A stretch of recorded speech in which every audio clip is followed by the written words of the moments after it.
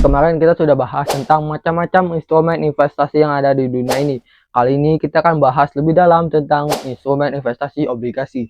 Jadi singkatnya gini, obligasi itu adalah surat hutang yang dimana kalian meminjamkan uang kalian kepada suatu instrumen. Entah itu meminjamkan uang kalian ke negara, entah itu meminjamkan uang kalian ke perusahaan.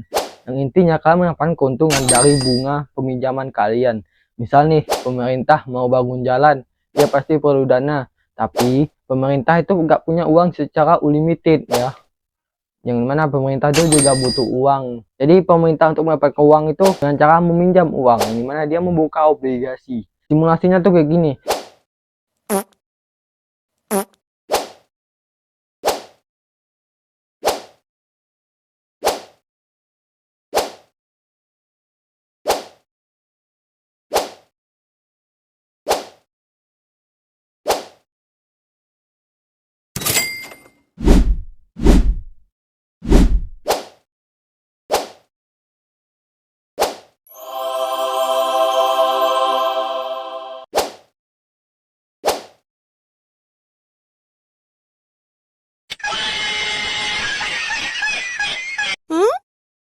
Jadi apa resiko saat berinvestasi di reksadana?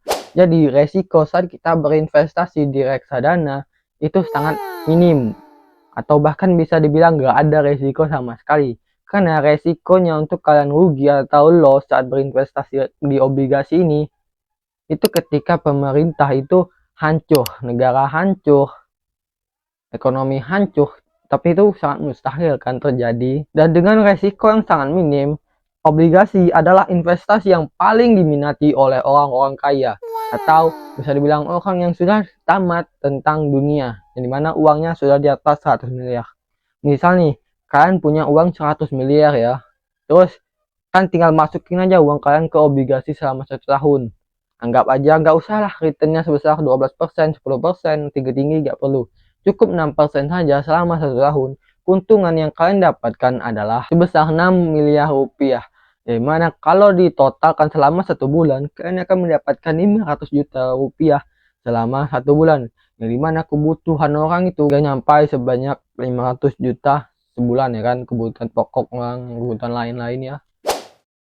Tadi kita bilang bunga berbunga ya, dimana kita meminjamkan uang kita kepada perusahaan, ke negara, itu kan kita dapat keuntungannya dari bunga ya kan. Yang dimana di dalam agama Islam bunga itu haram, bunga itu sama dengan riba.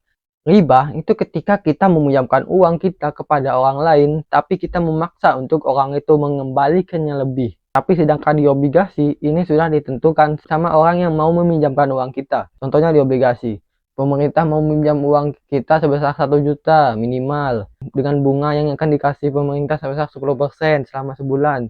Itu kan sudah ditetap, dan itu kan sudah ditetapkan sama pemerintahnya. Dan juga pemerintah nggak maksa untuk kalian meminjamkan uang kepada mereka ya. Pemerintah hanya menawarkan saja, apakah kalian mau obligasi ini, apakah kalian mau meminjamkan uang kalian kepada negara, atau nggak ada paksaan di situ. Obligasi itu sama sekali bukan riba, dan investasi obligasi itu 100% halal. Jadi gimana, sudah tertarik dalam dunia investasi obligasi? Kalau tertarik, besok akan gue bikin video tentang aplikasi untuk berinvestasi obligasi terbaik menurut saya ya.